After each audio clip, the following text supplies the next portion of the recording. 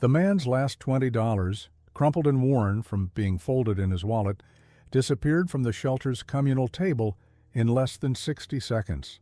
For 72-year-old Staff Sergeant James Moretti, that 20 wasn't just money, it was his meal ticket for the next 3 days, carefully budgeted down to the last penny, after the VA office had delayed his benefits. Again. The shelter staff shrugged it off, too busy to investigate, while other homeless veterans averted their eyes, knowing tomorrow it could easily be them. But nobody in that cold, fluorescent-lit room could have predicted that within 24 hours the stolen 20 would set off a chain reaction that would bring 3 state governors, a 4-star general, and the national media to this forgotten corner of America. What dark secret from Afghanistan would emerge when they started digging into Sergeant Moretti's service record? Subscribe to our channel if you believe no veteran should ever be forgotten. James Moretti sat on the edge of his shelter cot, the thin mattress barely cushioning the metal frame beneath. His hands, once steady enough to disarm explosives, now trembled slightly as he reached for the worn leather wallet beside him. Empty. The reality of the theft sank deeper into his consciousness. 6 months at New Hope Shelter had taught him the unwritten rules. Never leave anything unattended. Trust no one completely. Expect nothing from anyone. Yet, after 3 calls to the VA that morning, each one leaving him on hold for over an hour, he'd let his guard down for just a moment, long enough for someone to swipe the only cash he had. "You should have been more careful, James," said Nancy, the shelter's overworked administrator, not looking up from her clipboard. "We can't be responsible for personal items," Moretti nodded. Complaint wasn't in his nature. 26 years of military service had taught him that. "Yes, ma'am, understood." The fluorescent lights flickered overhead, casting harsh shadows across the dormitory-style room where 30 men would sleep tonight. Some were already claiming their spots, arranging their meager possessions on identical metal beds. Most avoided eye contact with each other, a courtesy among the displaced. Moretti straightened his cot with military precision, the corners of the thin blanket tucked with practiced efficiency. His belongings fit into a single duffel bag.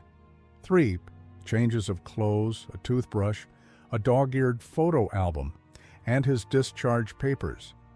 The small footlocker beneath his bed contained his most prized possession, a uniform he hadn't worn in years but couldn't bear to part with. "Sir, is there anything I can help with?" Moretti looked up to see Ellie, the young weekend volunteer. Fresh-faced and earnest, she couldn't have been more than 22. Something about her reminded him of his daughter before things fell apart. "No, thank you. I'm fine," he replied, his voice carrying the automatic politeness of a man who'd spent a lifetime saying yes, sir, and no, sir. But Ellie didn't move away. "I saw what happened with your money. It's not right." Moretti's posture straightened reflexively. "Nothing's right or wrong here. It just is. You were in the military." "Weren't you?" she asked, noticing his bearing. "My dad served too. Marines. Army." "Special Forces," Moretti answered, the words escaping before he could catch them. He rarely mentioned his service. It belonged to another life. "Have you tried the VA assistance office downtown? They might be able to help with your benefits." Moretti almost laughed. "Young lady, I've been calling them for 3 months. Forms get lost, appointments get canceled. The system—" He trailed off, not wanting to burden this girl with his frustrations. "I could help you make some calls," she offered. "Thank you, but no, I'll manage." He turned away, effectively ending the conversation. Later that evening, Moretti sat in the common area, watching as others ate the shelter's provided meal. His own stomach growled in protest, but pride kept him from joining the line. That 20 would have bought him food for days, simple things from the discount market that he could keep in his locker. At the front desk, he overheard Nancy speaking to someone on the phone. "Yes, we have several veterans here." "No, we don't. Have special accommodations." "Look, we're already over capacity. I understand your concern, but we simply don't have the resources." Moretti shook his head. How many times had he heard the same story? Too many veterans, not enough help. He'd stopped being angry about it years ago. Now it was just the way things were. He pulled out his own phone, a basic model he kept charged for emergencies, and his endless calls to the VA. No messages, no missed calls. His daughter hadn't responded to his text from 3 weeks ago. He couldn't blame her. After all, what kind of father ends up in a homeless shelter at 72? As darkness fell outside, Moretti made one last attempt to call the VA benefits office before they closed. The automated system informed him that his wait time would be approximately 45 minutes. "We value your service," the recording stated. Mechanically, Moretti ended the call and closed his eyes. Tomorrow he would try again. That's what soldiers did. They kept moving forward, one day at a time, regardless of the terrain. The shelter's dinner service ended at 7 p.m. sharp. By 7:05, the plastic trays were being collected, and the industrial kitchen was already shutting down for the night. Moretti sat in the common area, thumbing through an outdated magazine someone had left behind, pretending not to notice the aromas of the institutional food he wouldn't eat tonight. His stomach growled, loud enough that a man nearby glanced over. Hunger was nothing new to Moretti.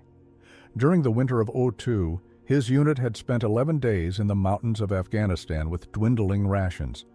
By the end, they were sharing a single protein bar between 4 men. This was different, though.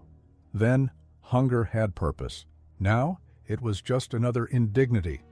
"Not eating tonight, old-timer?" asked Pete, a regular at the shelter who'd taken the bunk across from Moretti's. "Not hungry," Moretti lied, his military discipline masking any discomfort. Pete nodded, understanding. The unspoken truth. Everyone here had their pride. Sometimes it was the only thing they had left. "I've got half a sandwich from lunch. It's yours if you want it." "I appreciate the offer," Moretti said, "but I'm fine. Save it for tomorrow." As the evening progressed, the common area emptied. Some men headed to their bunks early, while others gathered in small groups to share cigarettes outside before curfew. Moretti remained alone with his thoughts. He closed his eyes, letting his mind drift back to easier times. His wife, Margaret, cooking Sunday dinner, his daughter, Elizabeth, laughing as she ran through sprinklers in the front yard of the house they used to own. The respect in people's eyes when he wore his uniform, how quickly it had all unraveled after Margaret's cancer. The medical bills had devoured their savings first, then their retirement fund, finally their home. After she died, he'd tried to hold things together for Elizabeth's sake, but the depression and the drinking had driven a wedge between them. By the time he'd gotten sober, the damage was done. Now, his texts and calls went mostly unanswered. "Lights out in 30 minutes, called Nancy from the front desk, jarring him from his memories. Moretti nodded and stood, his knees protesting the movement. Outside, the night air was crisp with early autumn. He'd go for a short walk, a habit from his military days when he'd needed to clear his head. The shelter was located in a once industrial area, now caught between decay and gentrification. Abandoned warehouses stood alongside newly renovated apartment buildings where young professionals paid more in monthly rent than Moretti had made in combat pay. As he rounded the corner, a blue glow caught his attention. A young man sat on the steps of a neighboring building, the light of his laptop illuminating his face. Something about him looked familiar. "Excuse me, sir," the young man called out. "Aren't you staying at New Hope?" Moretti paused, wary. "I am. I thought so." "I'm Ryan Pierce with the City Tribune. I was there earlier doing research for a piece on urban homelessness." Now Moretti remembered a lanky 20-something with a press badge who'd been talking to Nancy.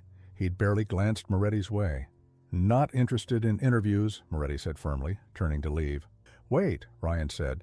"I'm not asking for one. Just curious why you're out walking instead of inside. Isn't it almost curfew?" "A man needs fresh air," Moretti replied simply. Ryan studied him more carefully now. "You have a military bearing." "Veteran?" Moretti didn't answer. "Look, I respect your privacy," Ryan continued, But if you've got a story about veteran services falling short, that could make a compelling angle for my article. Son, there are 50 men in that shelter with stories. Mine's no different. Ryan pulled out his phone. Mind if I at least get a photo? It would help put a face to the issue. Before Moretti could object, the phone's flash went off, capturing his image in the dim street light, his weathered face, silver hair, and the unmistakable straight-backed posture that years of service had ingrained in him. "Good luck with your article," Moretti said, turning away. "Maybe it'll do some good for somebody." As he walked back to the shelter, his empty stomach tightened with another hunger pang. But there was comfort in the familiar discomfort. In the Army, they'd trained him to compartmentalize physical needs, to acknowledge pain or hunger without being controlled by it. "One day at a time, soldier," he muttered to himself, the mantra that had carried him through war zones, through Margaret's illness, through everything after. Just one day at a time. Back in the shelter, Moretti settled onto his cot as the lights dimmed. Tomorrow would be another day of phone calls, another day of waiting. But for now, sleep would be enough to quiet his empty stomach and his fuller mind. Ryan Pierce returned to his apartment at midnight, his article on urban homelessness still unfinished. The young journalist kicked off his shoes and collapsed onto his second-hand couch, opening his laptop to review his notes. The shelter director had given him statistics, and a few residents had shared sanitized versions of their stories, but nothing felt compelling enough for the feature his editor wanted. Almost as an afterthought, he pulled out his phone and scrolled through the photos he'd taken. Most were unusable, poor lighting, awkward angles, or subjects who'd noticed the camera and stiffened. Then he paused at the image of the older man he'd encountered outside. Even in the harsh streetlight, something about his posture commanded attention. Unlike the others, this man didn't look beaten down. He looked watchful, ready. Ryan opened his social media account and uploaded the photo with a casual caption. "Met this guy outside a homeless shelter while researching my next piece. Something about him makes me think he's got stories that would make mine look like kindergarten homework. Veterans matter. Homelessness in America." He added the veteran hashtag on a hunch based on the man's bearing. Then, article still unfinished, Ryan fell asleep on the couch. By morning, his phone was buzzing with notifications. The post had been shared over 300 times, most by accounts with military connections. Ryan scrolled through the comments, baffled by the sudden interest. That stance is unmistakable. Special Forces, I'd bet my pension on it. Look at the eyes. That's a man who's seen things. Is this in Cincinnati? I swear, I recognize him. Someone needs to ID this soldier. The most intriguing comment came from a user identified only as Major T. The way he holds his right arm close to his body. Possible injury from Kabul region. "Ops, what shelter is this? I need to make some calls." Ryan sat up straight. His editor had been pressuring him for a breakthrough story, something with more depth than the usual human interest pieces he was assigned. This could be it. He quickly responded to Major T. "New Hope Shelter, downtown. His name might be James. Do you know him?" Major T replied almost immediately, "Not personally, but if he's who I think he is, a lot of people have been looking for him. For a long time. That bearing is unmistakable. Silver Star recipients carry themselves a certain way." Silver Star? Ryan's journalistic instincts flared. He'd intended to take Sunday off, but this was too intriguing to ignore. He threw on clean clothes and headed back to New Hope. Across town, in a modest suburban home, retired Major Thomas Wilson studied the photo on his screen. The face was older, more weathered than the one in his memory, but the posture was unmistakable. He picked up his phone and dialed a number he hadn't called in years. "Colonel Blackwood? It's Tom Wilson. Yes, it's been a while. Listen, I found Moretti." "Yes, that Moretti. He's at a shelter in the city." "I know, I was surprised too. I'm sending you the photo now." Meanwhile, in a veterans online forum, the photo was creating a stir. Users with military backgrounds were analyzing everything from Moretti's stance to the set of his jaw. That's the 1,000-yard stare. Man seen combat for sure. Check the right hand. Missing part of a finger? Afghanistan casualty. Anyone run his name through the database yet? One user, a VA administrator in Illinois, took particular interest. She couldn't place the face, but something about him was hauntingly familiar.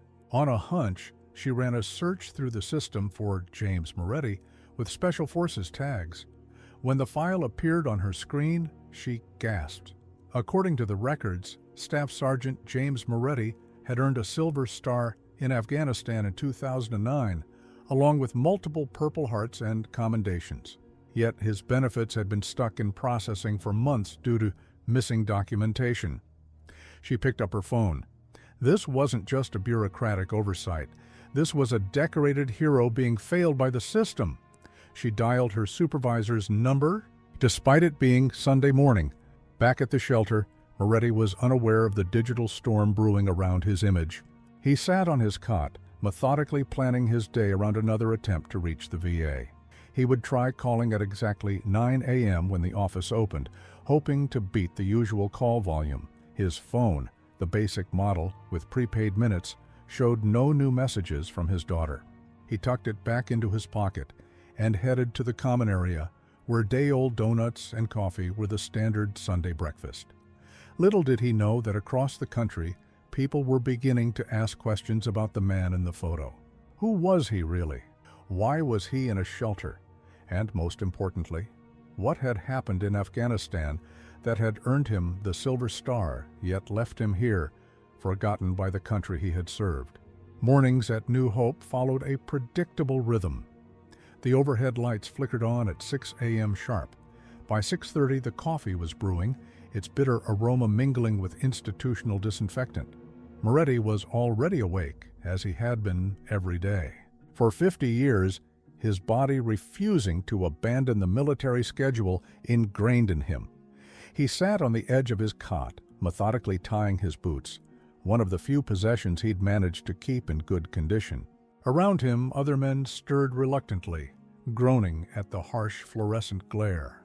"Mr. Moretti?" Nancy's voice cut through the morning murmurs. She stood at the dormitory entrance, clipboard in hand, looking flustered. "There's a call for you." At the front desk. Heads turned. Phone calls at the shelter were rare, usually reserved for medical appointments or legal matters. "Must be a mistake," Moretti replied, continuing to tie his boot. They asked for James Moretti, Staff Sergeant, retired. Said, "It's urgent." Now the room fell completely silent. Nobody at the shelter knew Moretti's rank. He'd never mentioned it, not even on the intake forms where he'd simply checked veteran and left the details blank. Moretti followed Nancy to the front desk, aware of the eyes tracking his movement. The ancient desk phone sat off its cradle. "This is Moretti," he said, his voice automatically adopting the clipped tone of his service days. "Staff Sergeant Moretti. It's been a long time." The voice on the other end was deep, authoritative, with the unmistakable cadence of command. "Who is this?" Moretti's fingers tightened around the receiver. "Colonel Robert Blackwood, 5th Special Forces Group. Or at least I was when you served under me. It's General Blackwood now." Moretti's posture stiffened reflexively, as if standing at attention even over the phone. "Sir, what can I do for you?" "The question is what I can do for you, Sergeant. I've just been informed that one of my most decorated soldiers is living in a homeless shelter. Care to explain that situation?" Moretti's jaw tightened. "With all due respect, sir, my current accommodations are my own business. Not anymore. They're not. Not when I've got the Secretary of Veterans Affairs calling me at home asking why a Silver Star recipient is sleeping on a cot while his benefits are stalled. How did you... Your picture's making rounds in certain circles, Sergeant. People are asking questions. Important people." Moretti closed his eyes, trying to process this information. The only photo taken recently had been by that young reporter. "Sir, I don't understand what's happening." "That makes two of us, Sergeant. Last I heard you were settling down in Ohio with your wife. Then you fell off the grid. Some of us tried. To find you after Operation Mountain Shadow was partially declassified last year. The name of the operation sent a jolt through Moretti's system. Mountain Shadow. He hadn't heard those words spoken aloud in 15 years. That mission had been classified at the highest levels. Sir, that operation was still partially classified, yes. But certain details were released in last year's congressional review. Your name wasn't among them, but those of us who were there know exactly what you did. Nancy was hovering nearby, making a poor show of organizing papers while clearly eavesdropping. Moretti lowered his voice. General, I appreciate your concern, but I've been handling my situation. By the looks of it, not very successfully. The general's tone softened slightly. James, we don't leave our people behind. That's not how this works. The VA has been a bureaucratic nightmare, I'm sure. Consider that problem solved as of 20 minutes ago. But there's more going on here than paperwork, isn't there? Moretti remained silent, unwilling to unpack 15 years of struggle in a shelter lobby. I've got people coming to see you, James, today. They'll have proper identification. These are people who remember what happened in those mountains. Sir, I'd prefer to keep the past in the past. That's not an option anymore. Operation Mountain Shadow saved lives, lives that went on to become significant. The governor of Colorado was a lieutenant on that extraction. The current Secretary of Defense was the intelligence officer. They never knew who pulled them out. Because the mission details were classified, Moretti's hand trembled slightly on the receiver. I was just doing my job, sir.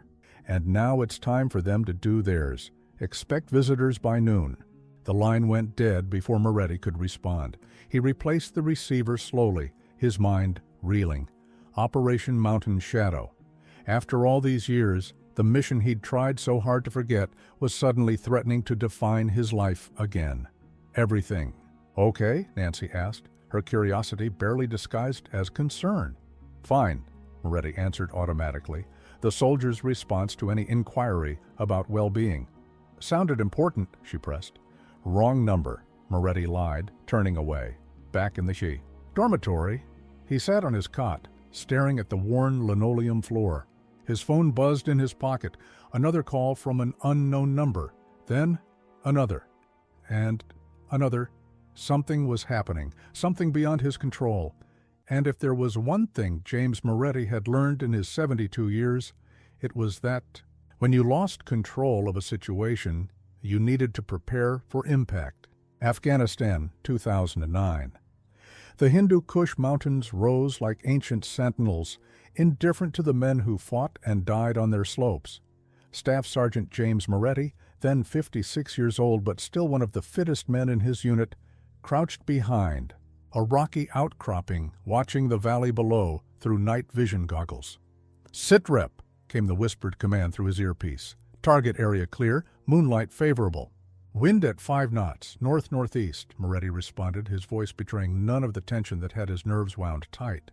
Beside him, Specialist Torres monitored communications while Corporals Jackson and Ramirez secured their flanks. All 4 men wore the distinctive gear of Delta Force operators, though officially they didn't exist. Neither did this mission. Overwatch in position, confirmed Torres. Extraction team standing by. What had begun as a routine intelligence gathering, operation had transformed into something far more critical 12 hours earlier, when a helicopter carrying 3 high-value personnel had gone down in this remote valley. Among the passengers, a defense intelligence officer with access to the most sensitive operations in the region, and 2 diplomats returning from unauthorized talks with tribal leaders. If they were captured, the intelligence compromise would be catastrophic. If they were killed, the diplomatic fallout would be equally devastating. Command confirms hostiles converging from the south, Torres reported. Estimated 40-plus fighters, heavily armed. Time frame? Moretti asked. 2 hours, maybe less. Moretti studied the terrain through his goggles. The downed helicopter lay in a ravine, partially concealed by the rugged landscape, but visible to anyone searching methodically. The survivors had managed to activate an emergency beacon but couldn't communicate directly. We need to move, Moretti decided. Torres, maintain overwatch. Jackson, Ramirez, with me. As they descended into the valley, using the darkness and terrain for cover, Moretti's mind calculated distances, angles, escape routes. At 56, he was nearly 20 years older than most operators, but his experience compensated for whatever physical advantages youth might offer. They reached the helicopter. 40 minutes later, the pilot was dead, still strapped in his seat. In the passenger compartment, they found 3 survivors: Lieutenant Gregory Howard, bleeding from a head wound but conscious; Dr. Catherine Chen, the intelligence officer with a broken arm; and James Williamson, a State Department official with no field training, clearly in shock. U.S. Special Forces, Moretti identified himself. "We're here to extract you." "Thank God," Howard breathed. "There are hostiles in the area. We heard them earlier." "We know. We need to move now." Moretti quickly assessed their injuries. "Doctor." "Chen, can you walk?" She nodded grimly. "Lieutenant Howard, assist Williamson. Jackson, take point. Ramirez, our 6, move out." What should have been a straightforward extraction quickly became complicated. The terrain was treacherous in the dark. Williamson's shock made him stumble repeatedly. Chen's determination couldn't overcome her pain. They'd covered less than half the distance to the extraction point when Torres's urgent voice came through the comm. Hostiles advancing faster than anticipated. Multiple groups. They found the helicopter. Moretti made a rapid decision. New plan. There's a cave system half a click east. We'll go to ground. Let them pass. The caves are unmapped, Torres warned. "Then we'll make our own map," Moretti replied. "Adjust extraction coordinates. We'll exit the other side." For 18 hours, they navigated the cave system by tactical light, the wounded diplomats struggling but persevering. When they finally emerged, they faced a new problem. The extraction point was now behind enemy lines. "Command says extract is scrubbed," Torres reported, his voice tight. "Too hot for choppers. New orders? Evade and survive until situation stabilizes." Moretti looked at the exhausted civilians. Howard was barely conscious now. Chen's arm had swollen alarmingly. Williamson hadn't spoken in hours. "Unacceptable," Moretti said. "These people don't have that kind of time." He studied his map, identifying a clearing 2 miles north, dangerously exposed, but with enough space for a helicopter. It would mean crossing open terrain, visible to enemy forces. "We need a diversion," he decided. What happened next would remain classified for 15 years. Moretti and Jackson created a diversion that drew enemy forces south, a series of coordinated explosions using their limited supply of CP4. Time to suggest a much larger force. Torres and Ramirez escorted the civilians toward the clearing while Moretti and Jackson led their pursuers on a dangerous game of cat and mouse through the mountains. When the extraction helicopter finally touched down, only Torres, Ramirez, and the 3 civilians were there to board it. Moretti and Jackson were 3 miles away, surrounded by hostiles, with diminishing ammunition and no clear escape route. "We can't leave them," Dr. Chen had protested as they lifted off. "They know what they're doing," Torres had answered, though his face betrayed his doubt. Against all odds, Moretti and Jackson survived, evading capture for 4 days before finally reaching a forward operating base. By then, the mission had been classified at the highest level, the rescued personnel sworn to secrecy. The citation for Moretti's Silver Star mentioned only extraordinary heroism in connection with military operations against an armed enemy. The true details and the identities of those he had saved remained hidden in classified files, their significance unknown even to him. The shelter's atmosphere changed just before noon. A ripple of tension spread through the common area as 2 uniformed officers walked through the front door. Not police, military. Their crisp dress blues and ramrod posture looked alien in the shabby surroundings of New Hope. Nancy rushed forward, clipboard clutched to her chest. "Can I help you, gentlemen?" "We're looking for Staff Sergeant James Moretti," the taller officer said, his voice carrying the natural authority of command. Moretti was sitting in the corner, pretending to read a tattered paperback. At the sound of his name, he looked up, his face carefully neutral despite the churning in his gut. "That's him over there," Nancy said, pointing. Her voice held a new note of uncertainty. These weren't the usual social workers or VA representatives who occasionally visited. The officers approached Moretti, who slowly rose to his feet, his body automatically falling into the familiar stance of attention despite the years and miles. Between him and his service, Staff Sergeant Moretti, the taller officer said, offering a crisp salute. Major David Collins, United States Army Special Forces. This is Captain Michael Reed. We're here on behalf of General Blackwood. Moretti returned the salute, muscle memory taking over. At ease, gentlemen. I'm no longer in service. Once special. Forces, always special forces, sir, Captain Reed said. His youthful face betrayed awe that made Moretti uncomfortable. The shelter residents had stopped whatever they were doing, watching the scene unfold with undisguised curiosity. Nancy hovered nearby, all pretense of administrative duties abandoned. Perhaps we could speak somewhere more private, Major Collins suggested, glancing around. There's a courtyard out back, Moretti said, leading them through the common area. He could feel the stares following them, the whispers already beginning. In the small concrete courtyard, Moretti turned to face the officers. General Blackwood works fast. When the general gives an order, people move, Major Collins said. Sir, we're here to escort you to a meeting. A meeting with whom? Moretti asked, wariness creeping into his voice. Several individuals who have a personal interest. In your welfare, Captain Reed answered, including people connected to Operation Mountain Shadow.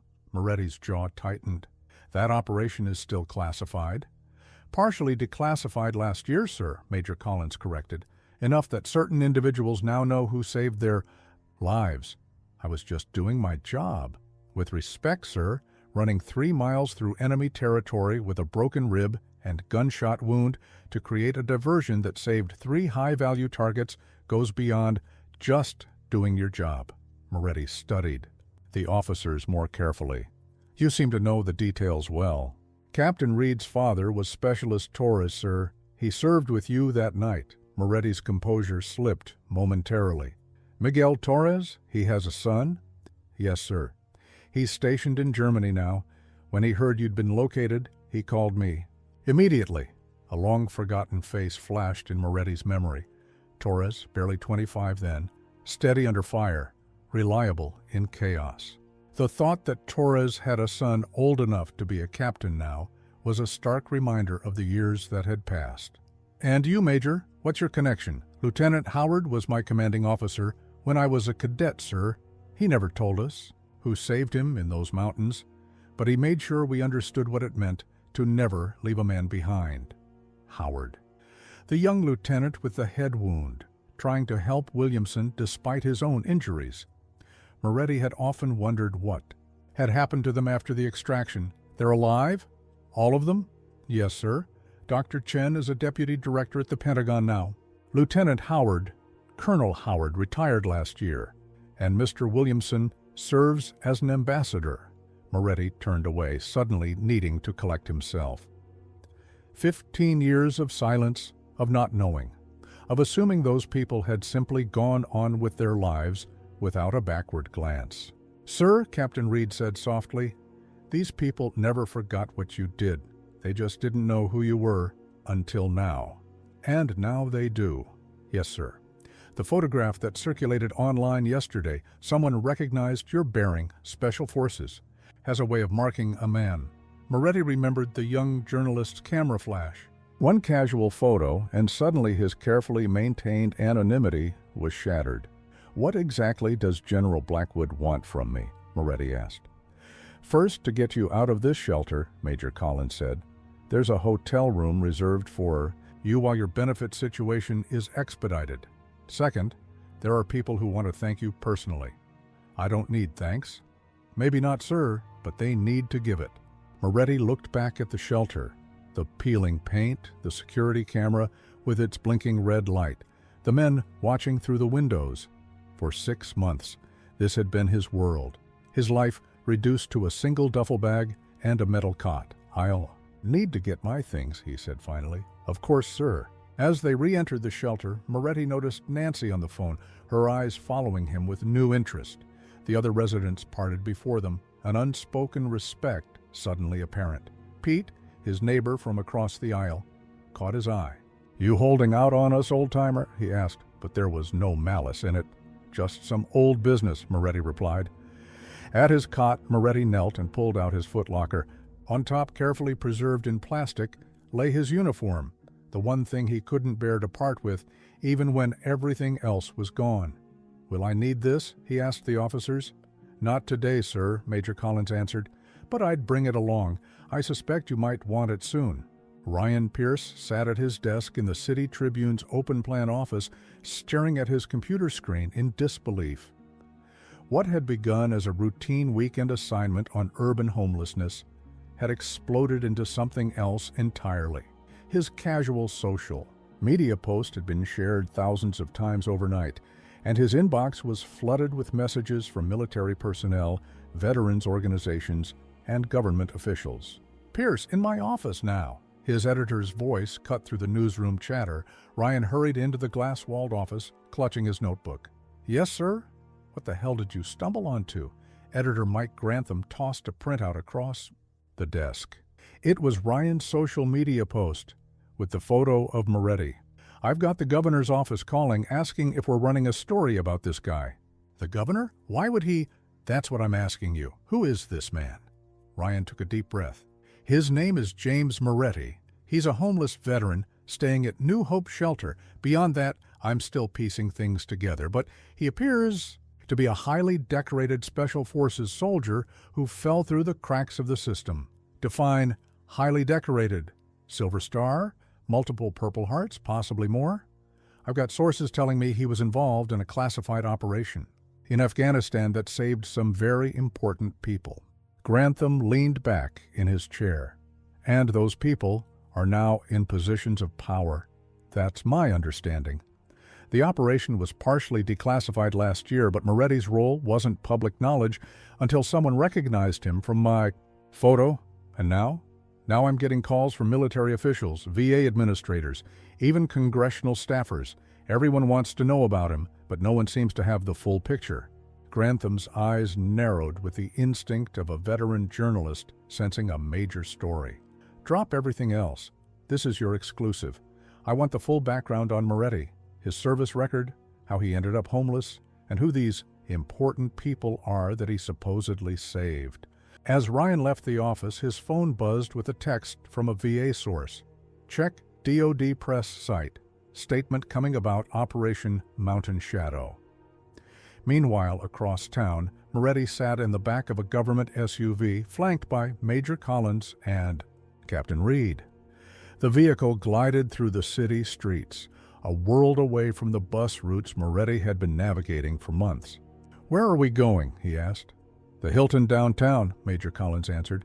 "General Blackwood has arranged a suite while your situation is being sorted out." Moretti frowned. "That seems excessive," the general insisted. Captain Reed said. "He also wanted me to give you this." He handed Moretti a sealed envelope. Inside was a letter on Department of Defense letterhead, along with a plastic card. The letter explained that his VA benefits had been expedited and back paid to the date of his initial application. The card was a temporary ID allowing access to military facilities and services. "This is unusual," Moretti said carefully. "These are unusual circumstances, sir," Major Collins replied. "When a decorated soldier falls through the cracks, it reflects poorly on the entire system. People are motivated to correct the error quickly." Moretti's phone buzzed in his pocket. The screen showed an unfamiliar number with a Colorado area code. "You might want to answer that, sir," Captain Reed suggested. "A lot of people have been trying to reach you," Moretti answered cautiously. "This is Moretti. Sergeant Moretti," said a deep voice. "This is Governor Howard, Gregory Howard. I believe we met under rather difficult circumstances about 15 years ago." Moretti's grip tightened on the phone. "Lieutenant Howard." Colonel Howard retired. "Though it's Governor now," Howard said, a smile in his voice. "It's taken us a long time to find you, Sergeant, and I wasn't aware anyone was looking. We didn't know who to look for until recently. Operation Mountain Shadow remained classified for years. Even those of us who were there only knew you as Sergeant M. The declassification last year revealed Your unit, but not specific personnel. How did you identify me from a photograph? Your bearing? Once Special Forces, always Special Forces. When I saw that image circulating online, something clicked. I made some calls to confirm. Moretti was silent, unsure how to respond. Sergeant, I've spent 15 years wondering how to thank the man who saved my life in those mountains. Now I finally can. I'll be flying in tomorrow, along with some others who owe you a debt of gratitude. After the call ended, Moretti stared out the window, watching the city pass by. His carefully constructed anonymity was crumbling around him. Back at the New Hope shelter, Nancy was fielding a barrage of calls. Reporters, military officials, and government representatives were all asking about the elderly veteran who had quietly occupied a cot for the past 6 months. Yes, he was staying here, she repeated, for what felt like the 100th time. No, I had no idea about his military background. He never mentioned it. After hanging up, she turned to find Pete and several other residents hovering nearby. Is it true? Pete asked. Was the old guy some kind of war hero? Nancy hesitated, then nodded toward the television in the common area, where a news ticker scrolled across the bottom of the screen. DoD confirms identity of Silver Star recipient discovered in homeless shelter. Looks like it, she said. Damn, Pete muttered. All this time we had no idea. He never said a word. That's how the real ones are, said another resident, a Vietnam veteran named Walter. The ones who've seen the worst never talk about it. On the TV screen, a photograph of a younger Moretti in uniform appeared. The contrast between that proud soldier and the quiet, weathered man they'd known was striking. Nancy returned to her desk, looking at Moretti's intake form from 6 months earlier. Under military service, he had simply checked yes. Under special skills, he had written problem solving. Nothing about special forces, nothing about medals or heroism. She thought about how meticulously he had made his bed each morning, how he never complained despite the obvious struggles with the VA, how he always offered to help with shelter maintenance. They had all misjudged him, she realized. They had seen an old homeless veteran when they should have seen a hero. The Hilton suite felt absurdly spacious after months in the shelter. Moretti stood by the window, gazing out at the city skyline, feeling out of place in his worn clothes amid the luxury surroundings. On the bed lay a garment bag containing new clothes, courtesy of General Blackwood, Major Collins had explained before departing. A knock at the door interrupted his thoughts. Checking the peephole, he saw a young woman with a press badge and a cameraman behind her. Mr. Moretti? She called through the door. I'm Vanessa Chen from National News Network. We'd like to speak with you about your service and current situation. Moretti didn't respond. He'd already declined 3 interview requests in the past hour. His phone rang. Captain Reed calling. Sir, I understand reporters are trying to reach you, Reed said when Moretti answered. General Blackwood suggests granting 1 interview to manage the narrative. There's a NN reporter who's been vetted. Her father served in Iraq. I'm not interested in being a media spectacle, Moretti replied. Understood, sir, but this story is breaking with or without your input. The Secretary of Veterans Affairs has already issued a statement about your case. Moretti sighed. What did they say? That your situation represents a regrettable oversight, and they're implementing new protocols to prevent similar cases. Bureaucratic damage control. Moretti knew how this worked. Send the reporter up. 1 interview, no cameras. 15 minutes later, Vanessa Chen sat across from him, recorder in hand. No cameraman in sight. She was younger than Moretti expected, but her eyes held the sharp focus of a seasoned journalist. Thank you for speaking with me, Sergeant Moretti. May I call you James? Sergeant is fine, she nodded, respecting his preference. Sergeant, you've become the center of an extraordinary story. How does it feel to suddenly have the nation's attention? Uncomfortable, Moretti answered honestly. I'm a private person. Yet you're a hero to many. The Silver Star is our nation's 3rd highest military decoration. I was just doing my job. Chen smiled slightly. According to recently declassified documents, your job involved drawing enemy fire away from a downed helicopter, allowing 3 high-value personnel to be evacuated. Those documents shouldn't be public. They were partially declassified last year. What can you tell me about Operation Mountain Shadow? Moretti's expression remained neutral. Not much. Most details remain classified.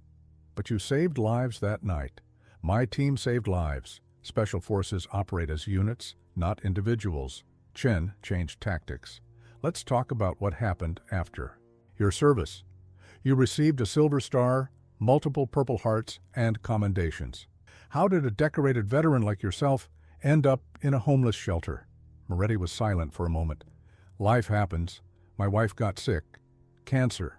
The medical bills piled up. By the time she passed, our savings were gone. Then the house. I made some poor decisions after that. And the VA. The system is overwhelmed. My paperwork got lost in the shuffle. I'm not special in that regard. There are veterans with worse situations than mine. But surely someone with your record deserved better. Moretti's jaw tightened. Every veteran deserves better. The homeless shelter where I stayed has 12 other veterans. Their stories won't make the news. Chen studied him, seeming to reassess her approach. Fair point. Would you say the system failed you? The system is imperfect. People are trying their best with limited resources. That's remarkably generous, given your circumstances. Moretti shrugged. I've seen worse circumstances. In Afghanistan, I saw villages where children had nothing, not even clean water or basic safety. My situation is temporary. I'll be fine. Governor Howard of Colorado has announced he's flying in tomorrow specifically to meet with you. How do you feel about that?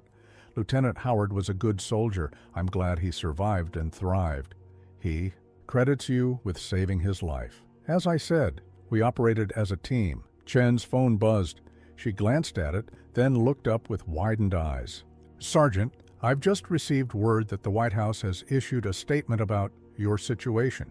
The President has directed a comprehensive review of VA benefits processing, citing your case specifically. Moretti frowned. That seems excessive, Dush. You realize you've become a symbol for veteran care in America? I'm not interested in being a symbol. Yet, here we are. Chen gestured around the luxury suite. 24 hours ago, you were in a homeless shelter. Now you're fielding calls from governors and staying in a presidential suite. How do you reconcile that change? Moretti moved to the window again. I don't. It doesn't make sense to me either. What? Do you want to happen now? The question caught him off guard. What did he want? For months, he'd focused only on survival. The next meal, the next night's shelter, the next call to the VA. The future had narrowed to hours rather than years. He began, then paused. I want to make sure the other veterans at NU Hope get the help they need. Beyond that, I haven't thought much about it. As the interview concluded, Chen asked one final question. Is there anything you'd like to say to the people watching? Moretti considered this carefully. Remember that. There are thousands of veterans struggling silently. Don't wait for their stories to make the news before you care. After she left, Moretti's phone began ringing again. Unknown numbers, one after another. He watched it vibrate on the desk, uncertain whether to answer or let the calls go to voicemail. Finally, he picked up. Sergeant Moretti? This is Elizabeth. Moretti Wilson, your daughter. I saw you on the news. Dad, I've been trying to find you for months. Moretti sank into a chair, his carefully maintained composure finally cracking. Elizabeth? Yes, Dad, it's me. I'm coming to see you. Don't go anywhere, okay? For the first time in years, Moretti felt tears forming. I'll be here, sweetheart. I'll be right here. The television in the corner of New Hope Shelter's common area had never drawn much attention before. Usually it played daytime talk shows or game shows, background noise to the daily struggles of the residents. But today, every eye was fixed on the screen as the national news ran a special report on James Moretti. The decorated war hero discovered living in a homeless shelter continues to capture the nation's attention, the anchor was saying. Officials at the Department of Veterans Affairs have launched an investigation into how a Silver Star recipient fell through the cracks of the system. The camera cut to footage of the shelter, then to Moretti's military photo from years earlier. Among the transfixed viewers was a thin man in his 30s, sitting slightly apart from the others. Kevin Larson had arrived at New Hope 3 weeks ago after losing his apartment to addiction. He watched the screen with growing discomfort, his fingers nervously twisting the frayed edges of his sweatshirt. "I knew that old guy was different," Pete was saying to anyone who would listen. "Always so proper, making his bed like he was still in the barracks." "Yeah, but did you ever think he was some kind of special forces hero?" Walter countered. "Man never said a word about it." "That's how you know they're the real deals," Pete insisted. "The ones who talk big usually ain't done nothing." Kevin stood abruptly and walked away from the group, his face flushed. He slipped outside to the small concrete courtyard where smokers gathered, though he didn't light a cigarette. Instead, he paced, running his hands through his greasy hair. Nancy found him there 20 minutes later. "Kevin, everything okay?" He jumped at her voice. "Yeah, fine. Just needed some air." She studied him for a moment. "The dinner line is starting if you're hungry." "Not hungry," he muttered, though his thin frame suggested otherwise. Nancy started to leave, then paused. "You know, it's something about that Moretti story, isn't it? You've been acting strange since the news broke." Kevin looked away, unable to meet her eyes. "Don't know what you're talking about." "Kevin," she said more firmly, "did you have something to do with Moretti's stolen money?" His shoulders slumped, the guilt finally visible on his face. "It was just sitting there," he whispered. $20. I needed it for, you know." Nancy's expression hardened. "For drugs. I was sick, coming down hard. Didn't even think about it." "That $20 was everything he had," Nancy said, her voice tight with disappointment. "He didn't eat for 2 days afterward." Kevin looked physically ill now. "I didn't know, okay? He was just some old guy. How was I supposed to know it was some big hero? Would it have mattered if you had known?" Nancy challenged. "Does someone need to be a hero to deserve basic respect?" Kevin had no answer. Inside, the news segment continued.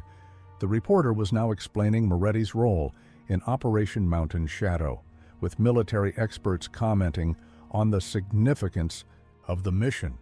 In a dramatic development, the anchor announced, Governor Howard of Colorado has confirmed he was one of the individuals rescued by Sergeant Moretti's team. He'll be flying in tomorrow for a personal meeting with the man he credits with saving his life. Kevin listened from the doorway, his shame deepening with each word. The old man whose $20 he'd stolen had saved lives, had been a hero, while Kevin had thrown away his own life chasing the next high. That night, he couldn't sleep. The dormitory was quieter than usual, Moretti's empty cot a silent accusation. By morning, Kevin had made a decision. "I need to leave for a few hours," he told Nancy at the front desk. "You know the rules, Kevin. If you leave during the day, you might not have a bed tonight." "I know, but this is important." Kevin spent the morning going to places he'd sworn he'd never visit again. First, his former boss at the construction site, who had fired him after he'd shown up high once too often. "I'm clean now," Kevin said, standing awkwardly in the site office. 3 weeks. I need work. Anything." The foreman studied him skeptically. "Well, we're not hiring." "Please, just for a day. I need to earn some money." Perhaps it was the desperation in his voice, or perhaps the foreman remembered the skilled worker Kevin had been before the drugs. Whatever the reason, he relented. "1 day. Cash under the table. You mess up, you're gone." For 8 hours, Kevin hauled debris and cleaned up the site, his body protesting the sudden return to physical labor. By late afternoon, he had earned $40, more than he'd hoped for. His next stop was the Hilton downtown, where news reports said Moretti was staying. The lobby was grand and intimidating, making Kevin acutely aware of his worn clothes and unwashed hair. "I need to see James Moretti," he told the receptionist. She looked him over with thinly veiled disdain. "Mr. Moretti isn't accepting visitors without appointments." "Please," Kevin insisted. "I'm from the shelter. It's important. Sir, I'm going to have to ask you to leave." Kevin was about to argue when a man in a military uniform approached. "Is there a problem here?" "This gentleman is trying to see Mr. Moretti," the receptionist explained. "He claims to be from the shelter." The officer, Captain Reed, though Kevin didn't know his name, studied him carefully. "What's your business with Sergeant Moretti?" Kevin swallowed hard. "I need to return something that belongs to him." Reed seemed to make a decision. "Come with me." Minutes later, Kevin found himself outside Moretti's suite, his heart hammering. Captain Reed knocked, and when the door opened, Kevin came face to face with the man whose money he had stolen. Moretti looked different somehow, still thin and weathered, but standing straighter, his eyes more alert. He showed no recognition at first. "Sergeant, this man says he has something for you," Reed explained. Kevin's hands trembled as he held out the folded bills. "I took your $20, he said, the words rushing out. "At the shelter. It was me. I'm sorry. I brought it back. Plus, more." Moretti's expression didn't change as he looked from the money to Kevin's face. "I saw you on the news," Kevin continued, words spilling out nervously. "What you did, it made me realize I'm sorry." For a long moment, Moretti said nothing. Then, slowly, he extended his hand, not for the money, but to shake Kevin's hand. "What's your name, son?" he asked quietly. "Kevin Larson." "Thank you for your honesty, Kevin." That took courage. Kevin's unexpected act of contrition left Moretti in a contemplative mood. After the young man departed, still insisting Moretti take the $40, which Moretti finally accepted to spare him further shame, he sat by the window of his suite, watching the city lights emerge as dusk settled. His phone had finally stopped its constant buzzing. Captain Reed had arranged for calls to be screened, allowing only those from official channels or personal connections to reach him directly. Even so, he had spoken more in the past 24 hours than in the previous 6 months at the shelter. Text message lit up his screen from Elizabeth. Landed. Grabbing a rental car. "See you in an hour, Dad." His daughter coming to see him. After years of strained communication reduced to occasional text messages, the thought of facing her filled him with both longing and dread. What would she see when she looked at him? The father who had once carried her on his shoulders? Or the broken man who had pushed her away during his darkest days? A knock at the door interrupted his thoughts. Captain Reed entered, his manner more formal than usual. "Sir, we've received word that General Blackwood's convoy is approximately 20 minutes out. He's asked if you would meet them at the shelter rather than here." "The shelter? Why?" "He didn't specify, sir. But the Secretary of Veterans Affairs is with him, along with several other officials." Moretti frowned. "Sounds like a publicity stunt." Reed hesitated. "The general said to tell you this isn't about optics. It's about making a point." 30 minutes later, a black SUV delivered Moretti back to New Hope Shelter. The contrast between the luxury hotel and the utilitarian building struck him anew. Was it really only yesterday that he had been living here, his world contained to a metal cot and a footlocker? As the vehicle pulled up, Moretti noticed an unusual level of activity around the shelter. News vans lined the street. Uniformed military personnel stood at attention near the entrance, and parked directly in front was a convoy of official vehicles, sleek, black SUVs with government plates, and 2 military Humvees. "What is all this?" Moretti asked Captain Reed, who had accompanied him. "General Blackwood believes in making an entrance, sir." Inside, the shelter's common area had been transformed. The shabby furniture had been pushed aside to create a central space. Nancy stood by the front desk, looking simultaneously overwhelmed and impressed as she spoke with a woman in a tailored suit who Moretti recognized from news coverage as the Secretary of Veterans Affairs. The shelter residents were present too, gathered along the walls, watching wide-eyed as their humble refuge played host to what appeared to be a high-level government delegation. As Moretti entered, a tall, distinguished man with 4 stars on his shoulders turned from a conversation. Despite the decades that had passed, Moretti would have recognized General Blackwood anywhere. The once dark hair was now silver, but the commanding presence remained unchanged. "Staff Sergeant Moretti," Blackwood called out, his voice carrying across the room. Every head turned. Military discipline took over. Moretti came to attention and saluted crisply. "General Blackwood, sir." Blackwood returned the salute, then, breaking protocol, stepped forward and embraced Moretti. "Damn good to see you, James," he said, his voice rough with emotion. "It's been too long." The gesture caught Moretti off guard. He had served under Blackwood's command for years, but the military's rigid hierarchy had always maintained a certain distance between them.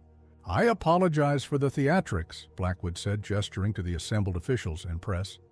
"But sometimes a point needs to be made visibly." "What point is that, sir?" Blackwood's expression grew serious. "That we don't leave our people behind. Not in the mountains of Afghanistan and not in the bureaucracy back home." He turned to address the room. "Ladies and gentlemen, most of you know Staff Sergeant James Moretti only as a quiet resident of this shelter. What you didn't know is that he is one of the most decorated Special Forces operators of his generation," the shelter residents murmured. Among themselves, Pete and Walter, who had known Moretti for months, looked at him with new eyes. 15 years ago, Blackwood continued, Sergeant Moretti led a mission that saved the lives of 3 Americans whose helicopter crashed behind enemy lines. That mission remained classified until recently, which means Sergeant Moretti carried out his duty with no public recognition, no acclaim, only the private knowledge that he had done what was required of him. The Secretary of Veterans Affairs stepped forward, and when he needed his country to fulfill its obligations to him, we failed. For that, Sergeant Moretti, I offer my personal apology and my commitment that we will do better, not just for you, but for every veteran. Moretti stood uncomfortably in the spotlight, unsure how to respond to this public declaration. His gaze drifted to the shelter residents watching from the sidelines, the men and women whose struggles continued without the benefit of sudden media attention. As if reading his thoughts, Blackwood lowered his voice. "This isn't just about you, James. You're the example that forces change for all of them." Moretti's phone buzzed in his pocket. Another text from Elizabeth. "At the hotel, they said you're at the shelter?" "Heading there now." His personal and public worlds were colliding. Before he could process this, Nancy approached, looking flustered. "Sergeant Moretti, your phone? It won't stop ringing at the front desk. There are calls coming in from all over the country, veterans, organizations, military units, even a senator's office." General Blackwood smiled. "And so it begins. The world is remembering who you are, Sergeant. The question is, what do you want to do with their attention now that you have it?" Before Moretti could answer, the shelter door opened again. A woman in her 40s paused in the entrance, scanning the crowded room until her eyes found Moretti's, Elizabeth, his daughter. For a moment, everything else, the officials, the press, the unfolding spectacle, faded away. In her face he saw echoes of Margaret and of the little girl she had once been. "Dad," she said simply, her voice carrying across the suddenly quiet room. And in that moment, James Moretti, decorated soldier, forgotten veteran, reluctant symbol, was simply a father whose child had finally come home to him. The press conference was held in a hotel ballroom the following morning. After an emotional reunion with Elizabeth, their first face-to-face meeting in nearly 3 years, Moretti had reluctantly agreed to participate in what General Blackwood called necessary public disclosure. Now he sat at a long table on a raised platform, flanked by military officials and government representatives. Facing them were rows of journalists, cameras flashing, recording devices capturing every word. Moretti wore his dress uniform, retrieved from storage by Captain Reed's team and meticulously pressed for the occasion. The weight of the medals on his chest felt strange after so many years. General Blackwood stepped to the podium. "Good morning. Today, the Department of Defense is formally releasing previously classified information regarding Operation Mountain Shadow, a critical extraction mission conducted in Afghanistan in 2009. A large screen behind them displayed a satellite image of mountainous terrain.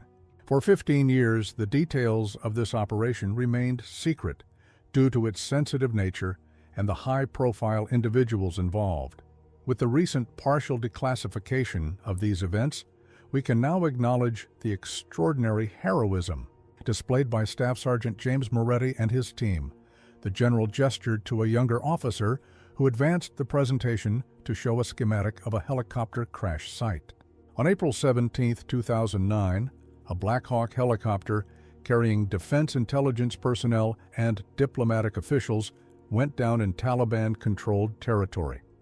Among the passengers were then Lieutenant Gregory Howard, now Governor of Colorado, Dr. Catherine Chen, currently Deputy Director of Intelligence at the Pentagon, and James Williamson, who serves today as our ambassador to Pakistan. Cameras turned toward Governor Howard, seated in the front row. He nodded solemnly, his eyes fixed on Moretti. Special Forces Team Delta, led by Staff Sergeant Moretti, was dispatched to extract the survivors before enemy forces could capture them. What was expected to be a straightforward rescue operation quickly became complicated when intelligence indicated that over 40 heavily armed insurgents were converging on the crash site. The screen showed another map with red arrows, indicating enemy movements. The team reached the survivors but found escape routes blocked. At this point, Sergeant Moretti made a tactical decision that would save the lives of everyone involved. He and Specialist Jackson created a diversion, deliberately drawing enemy fire away from the extraction point. Blackwood paused, his voice growing more measured. What the official record doesn't fully convey is the nature of this diversion.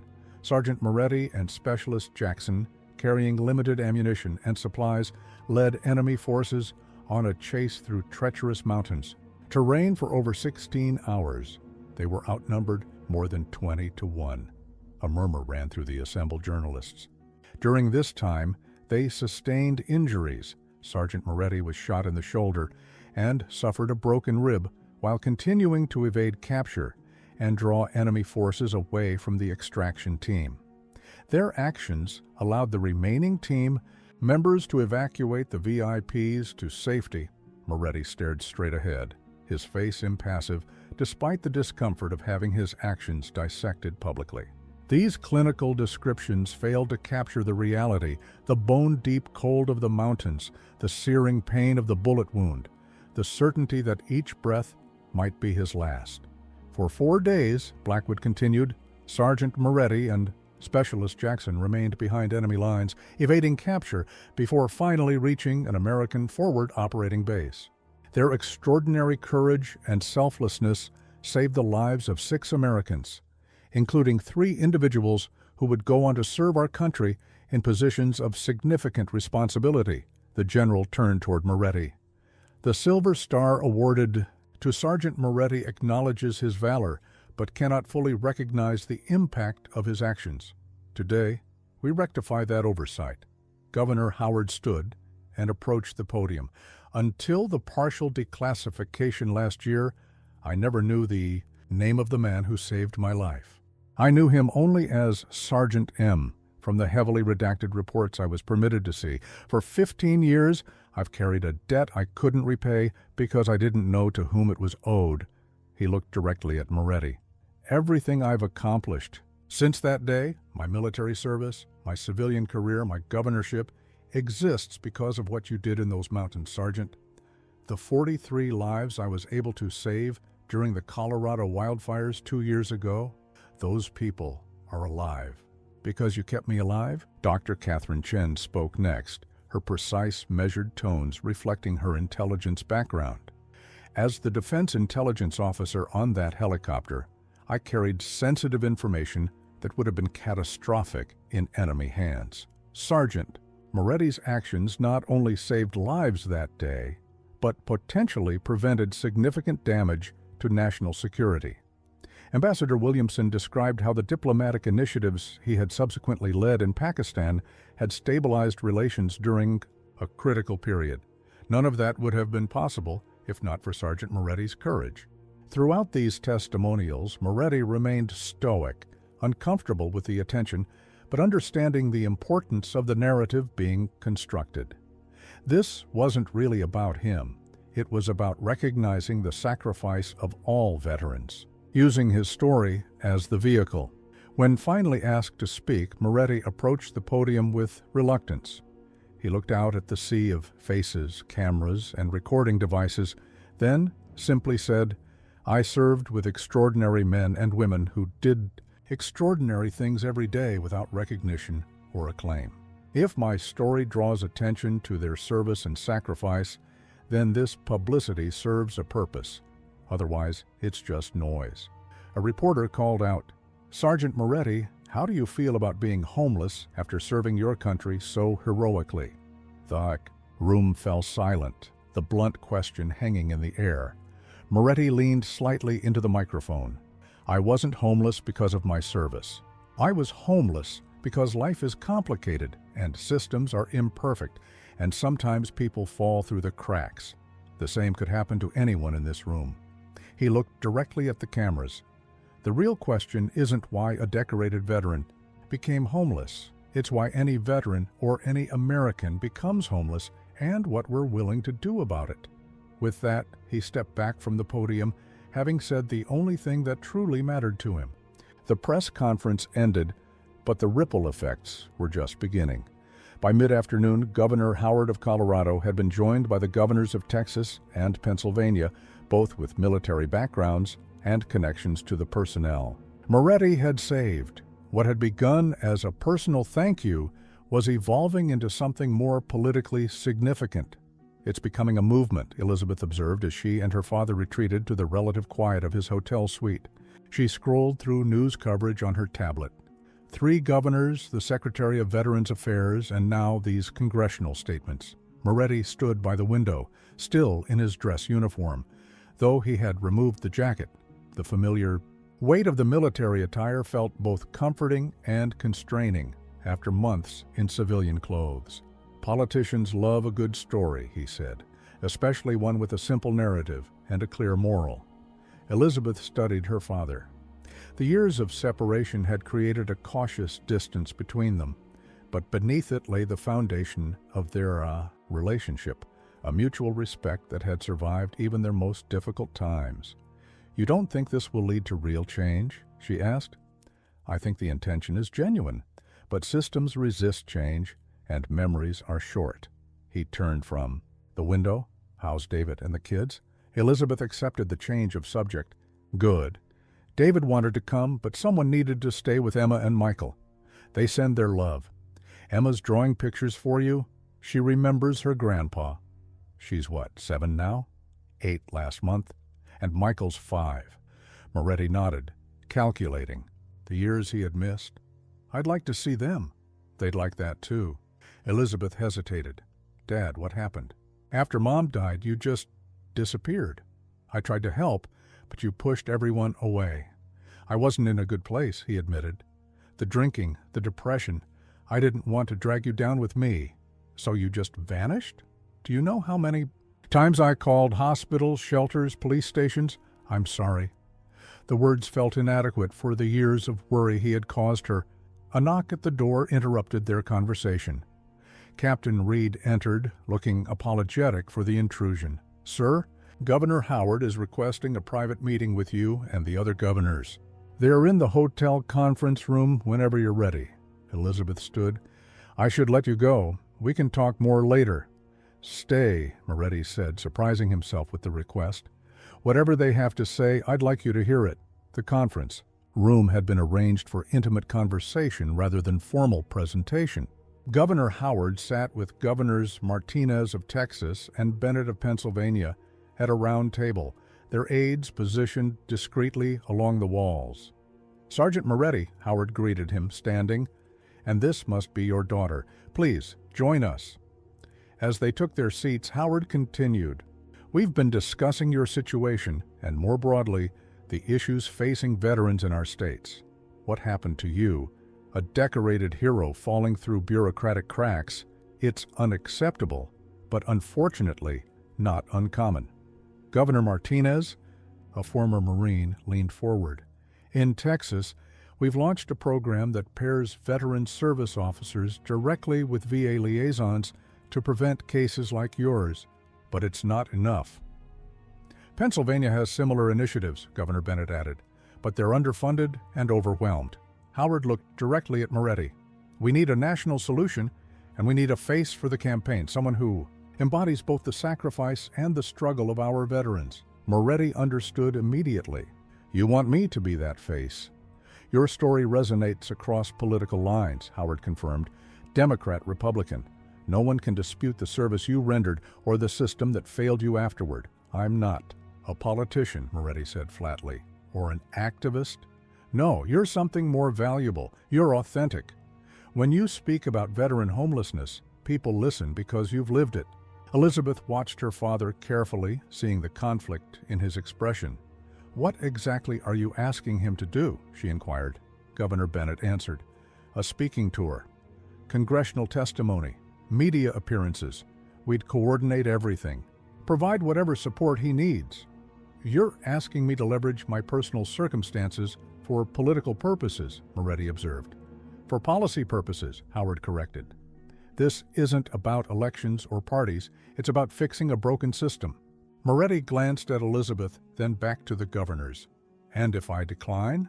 Then we proceed without you, Martinez said honestly, but with significantly less impact. The room fell silent as Moretti considered the proposal. Throughout his military career, he had followed orders, focusing on the mission rather than the larger strategic picture. Even Operation Mountain Shadow had been just another assignment. Dangerous, yes, but defined by clear objectives and parameters. This was different. They were asking him to step into a public role, to advocate rather than execute. What about the other veterans at New Hope? He asked finally. And the thousands like them. How does my touring the country help them directly? Howard smiled slightly, as if he'd expected this response. We anticipated that concern. Each of our states is committing emergency funds for expanded veteran services, effective immediately. New Hope Shelter will receive a grant to establish a dedicated veterans wing with specialized support staff. As for direct impact, Martinez added, your speaking fees, which would be substantial, could be directed to veterans organizations of your choice. Moretti raised an eyebrow. Speaking fees? Your story has value, Bennett explained. We're suggesting you leverage that value for causes you believe in. Elizabeth spoke up.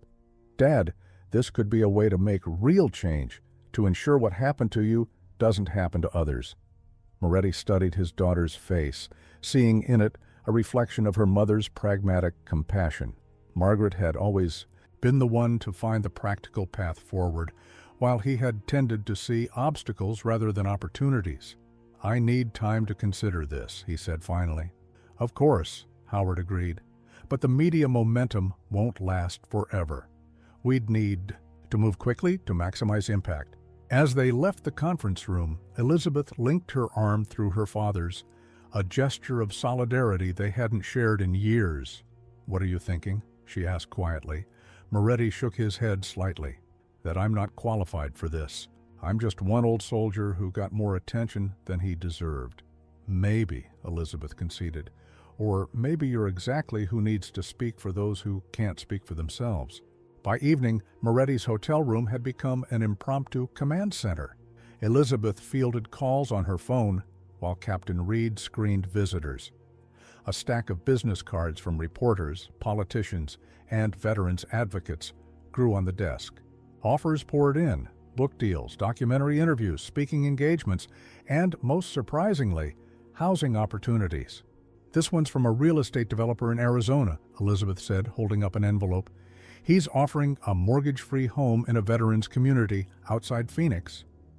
Moretti, who had finally changed out of his uniform into civilian clothes, provided by General Blackwood's staff, shook his head. Arizona's too hot. Here's one from a Colorado mountain community, she continued, sorting through the papers. A cabin on 3 acres to thank you for your service to our state and nation. More likely to generate good publicity for their development, Moretti observed. Elizabeth sighed.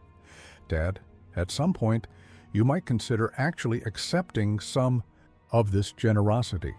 Before he could respond, Captain Reed announced another visitor, Miguel Torres, Moretti's former team member from Afghanistan, and father of Captain Reed. Torres entered the room with the distinctive gait of a combat veteran, alert, balanced, ready. Though he wore civilian clothes, his military bearing was unmistakable. His face had aged, but Moretti would have recognized. "Him anywhere?" "Sergeant," Torres said, his voice thick with emotion. "Specialist," Moretti replied, automatically using Torres's rank from their service days. They stared at each other for a moment, then embraced in the wordless understanding of men who had faced death together. "It's been too long," Torres said. "When they separated, your son found me," Moretti acknowledged, nodding toward Captain Reed. "He's a credit to you," Torres smiled proudly. "He wanted to follow in my footsteps, though I tried to talk him into something safer, like bomb disposal or alligator wrestling." The joke broke the tension, and for a few minutes they exchanged the basic outlines of their lives since Afghanistan, Torres' 25-year career, his retirement as a master sergeant, his current work as a contractor training new special forces recruits. "And you, Sergeant? What happened after you left the service?" Moretti gave the abbreviated version: Margaret's illness, the financial collapse, the gradual descent that had eventually led to the shelter.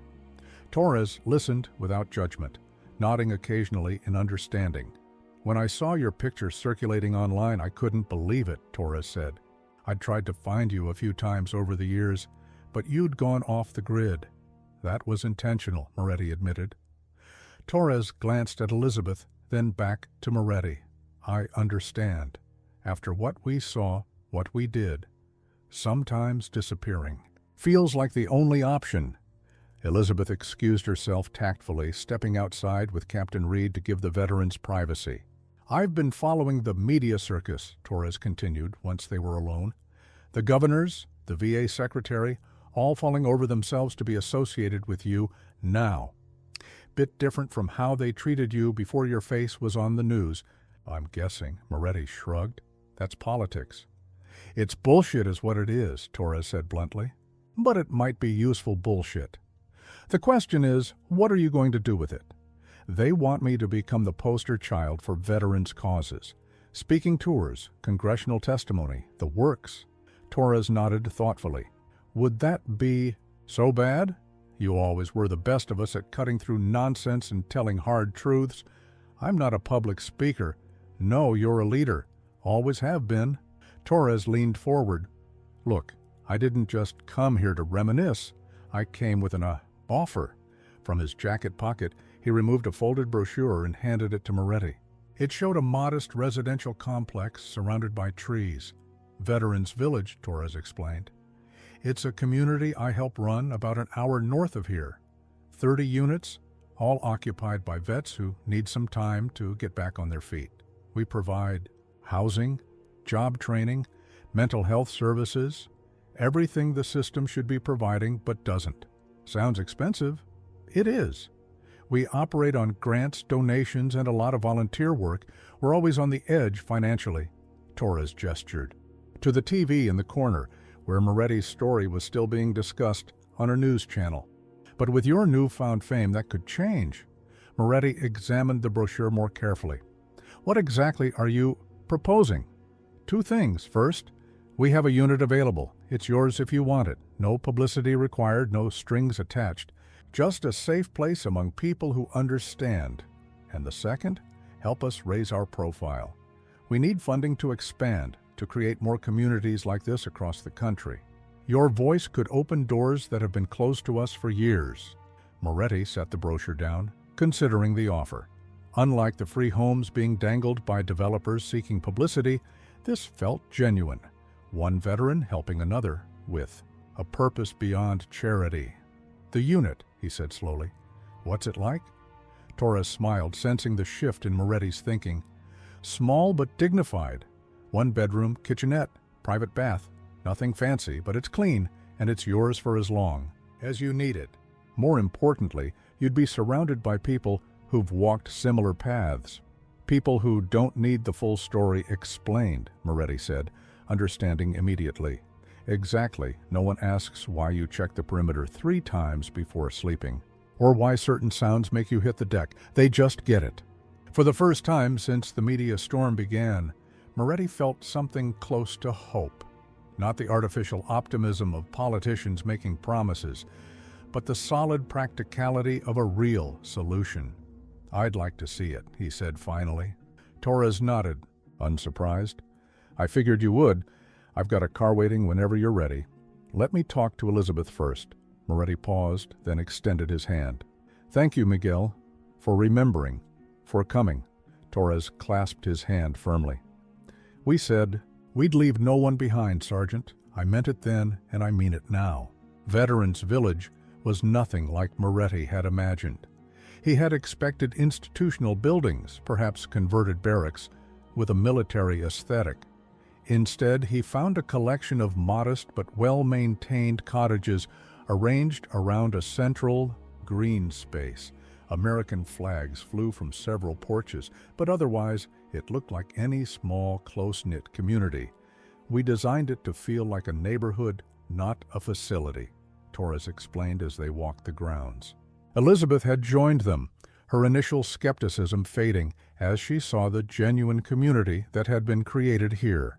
Residents nodded or waved as they passed. Some recognized Moretti from the news and offered respectful greetings, but none approached, with the intrusive curiosity he had come to expect over the past days.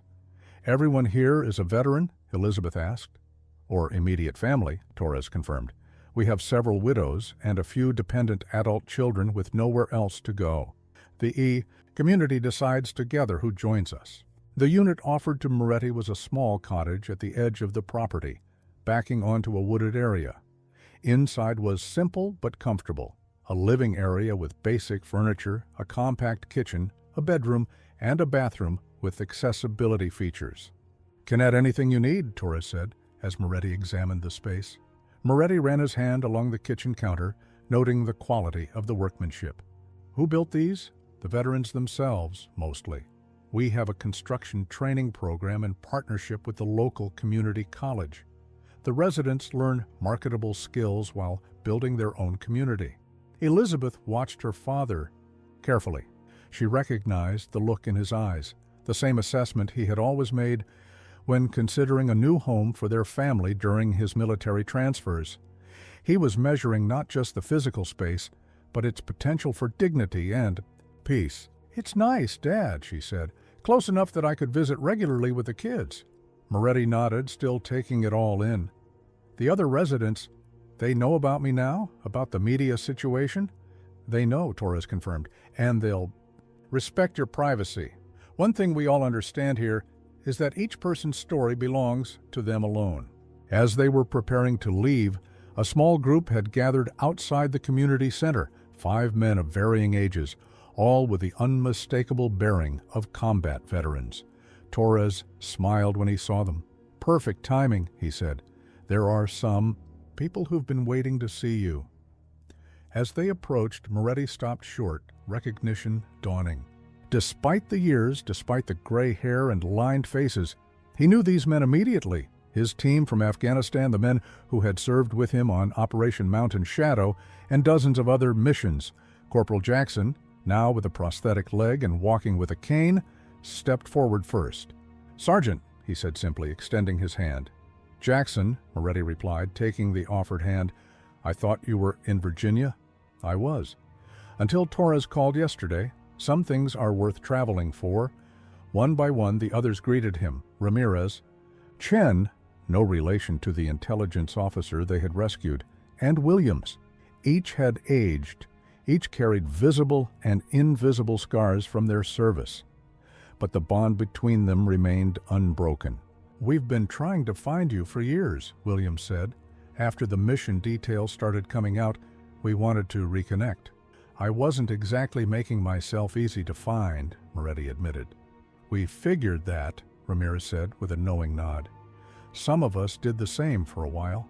They moved inside the community center, away from potential onlookers.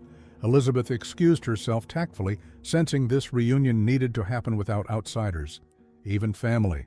"What happened to you after discharge?" Jackson asked, once they were seated. "Last we heard, you were settling down with your wife in Ohio." Moretti gave them the abbreviated version of his downward spiral after Margaret's death, the same story he had shared with Torres. The men listened without interruption, without judgment. "Could have happened to any of us," Williams said when he finished. Hell, it did happen to some of us in different ways, Chen nodded. I lost everything to gambling after my second tour. Was living in my car for 8 months before the VA finally got me into a program. PTSD and alcohol for me, Ramirez added. 3 years of blackout drinking before I got help. The point is, Torres said, we all struggled. The difference is, we had each other. You tried to carry it alone. The conversation flowed more easily after that, moving from personal struggles to memories of their service together. They reminisced about missions, about close calls and narrow escapes, about the dark humor that had kept them sane in insane circumstances. Remember that goat in Kandahar? Jackson laughed. The one that kept triggering the perimeter sensors? And Moretti wanted to adopt it as our mascot, Williams added. Would have been more useful than half our intelligence officers, Moretti deadpanned, surprising himself with the ease of falling back into their old rapport. For hours they talked, filling in the gaps of 15 years apart. They shared photos of families, stories of children and grandchildren, details of careers built after military service. Some had thrived in civilian life, others had struggled. All had carried the indelible mark of their time in combat. As evening approached, Torres called for attention. I know we could talk all night, but there's something we need to discuss while we're all together. He gestured to the television in the corner, where coverage of Moretti's story was still playing on a news channel, though now relegated to a smaller segment. This attention won't last forever, Torres said.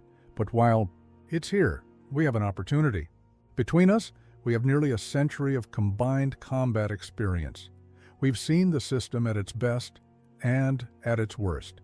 Maybe it's time we use what happened to Sergeant Moretti to force some real changes. The governors already want me as their spokesman, Moretti said. Politicians will use you for their agenda, Jackson replied bluntly.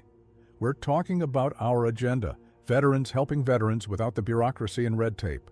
What exactly are you proposing? Moretti asked. The RE men exchanged glances, and it was clear they had discussed this before his arrival. A foundation, Torres answered, the Mountain Shadow Foundation, focused on creating more communities like this one, providing direct support to veterans in crisis. With you as our public face, Williams added, and all of us working behind the scenes, together the way we've always operated best. For the first time since his story had gone viral, Moretti felt a sense of purpose taking shape, not imposed from outside by politicians or media, but emerging organically from the bonds that had been forged in combat and tested by time. The Veterans Affairs Regional Office occupied 3 floors of a downtown federal building. Unlike Moretti's previous visits, waiting for hours in plastic chairs, shuffling from one understaffed department to another, today's experience was markedly different. The regional director herself met him in the lobby, accompanied by an entourage of officials eager to demonstrate their efficiency. Sergeant Moretti, we can't thank you enough for coming in personally, Director Patel said, leading him to a private conference room where his case file, suddenly thick with expedited paperwork, awaited. We've been working around the clock to resolve your situation. Elizabeth, who had insisted on accompanying her father, raised an eyebrow at this statement. Around the clock since the media coverage began, you mean? Director Patel had the grace to look embarrassed. We acknowledge that your father's case fell through administrative cracks. That's why we're implementing new protocols to prevent similar situations. Moretti sat silently as various officials explained how his benefits had been retroactively approved, how back payments had been authorized, how his medical coverage had been reinstated at the highest priority level. Forms that had been missing for months were miraculously found and processed overnight. This check represents the back benefits owed to you, Director Patel said, sliding an envelope across the table. Additionally, we've expedited your disability rating review based on your service-connected injuries. Moretti opened the envelope, glancing at the figure before passing it to Elizabeth. The amount was substantial, enough to provide stability for months, perhaps longer. And what about the other veterans at New Hope Shelter? He asked, his first words since the meeting began. Are their cases being expedited too? The question created visible discomfort around the table. "We're reviewing all cases involving homeless veterans in our region," an official said carefully. "Starting with the ones at New Hope," Elizabeth pressed. "Well, we have processes that—" "My father asked you a direct question," Elizabeth interrupted.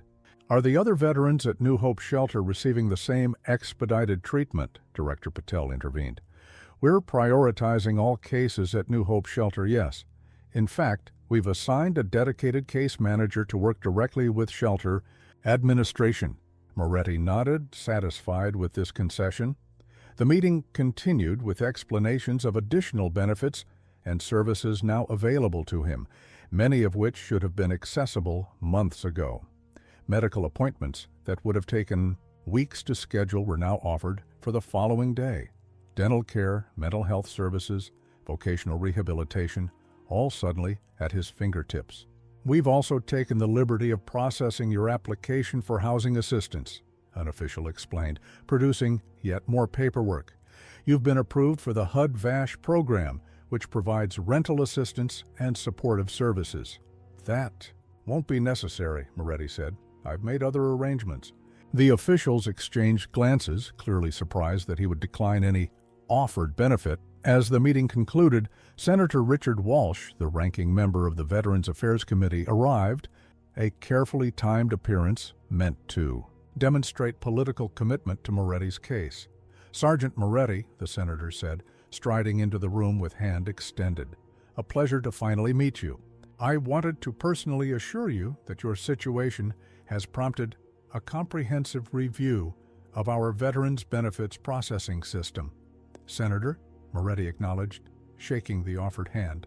"In fact," Walsh continued, "I'm introducing legislation next week, the Moretti Veterans Care Act, to address the systemic issues that led to your experience." Elizabeth watched her father's face carefully, noting the subtle tightening of his jaw that had always signaled his discomfort with political maneuvering. "What exactly would this act do?" Moretti asked. Walsh launched into a detailed explanation of increased funding, streamlined processes, and enhanced oversight measures. It sounded impressive, though Moretti had heard similar promises throughout his military career. "And how quickly could these changes be implemented?" Elizabeth asked. "Well, legislation takes time, of course. But we're optimistic about bipartisan support, given the current attention to veterans' issues." "Attention that will fade," Moretti observed. "These issues have existed for decades. They emerge as priorities during scandals, then recede when the news cycle moves on." The senator looked momentarily taken aback by this blunt assessment. "I assure you, Sergeant, my commitment to veterans is unwavering." "Then perhaps the legislation should focus less on my name and more on structural change," Moretti suggested. "The problem isn't that my case fell through the cracks. It's that the system has too many cracks for veterans to fall through." Walsh nodded, his political instincts quickly adapting. "An excellent point. I'd welcome your input on the legislation. In fact, would you consider testifying before the committee? Your perspective would be invaluable." Before Moretti could respond, Elizabeth intervened. "My father will consider all requests through his representatives. He's currently establishing a foundation focused on veterans' issues." This was news to the senator and to Moretti, who gave his daughter a questioning look. Elizabeth had taken the team's suggestion from the previous day and run with it, already drafting incorporation paperwork for the Mountain Shadow Foundation. As they left the federal building, Moretti's phone buzzed with yet another call. His VA doctor personally reaching out to schedule his long-overdue appointments. "It's remarkable how efficiently the system can work when properly motivated," Elizabeth observed dryly. Moretti pocketed the phone. "The real test will be whether that efficiency extends to veterans who aren't in the spotlight." "That's where the foundation comes in," Elizabeth said. "Torres and the team are already identifying priority cases, veterans in crisis who need immediate intervention." Moretti looked at his daughter with newfound appreciation. The determined young woman beside him had inherited her mother's organizational skills and his own stubborn persistence, a formidable combination. "You're serious about this foundation idea?" Dead serious, Elizabeth confirmed. The paperwork will be filed by tomorrow. The team is reaching out to potential donors. Governor Howard has already expressed interest in being the first major contributor. And what would my role be in all this? Elizabeth smiled. Whatever you want it to be, Dad. You could be the public face, the behind-the-scenes strategist, or simply the inspiration. But one way or another, we're going to use this moment to create something lasting. Moretti considered this as they walked to the car. His military training had taught him to recognize strategic opportunities in chaos, moments when decisive action could turn the tide. Perhaps this media storm around his story was such a moment. I'm not a fundraiser or a public speaker, he said finally. No, Elizabeth agreed. You're a sergeant who never left his people behind. That's exactly what the foundation needs.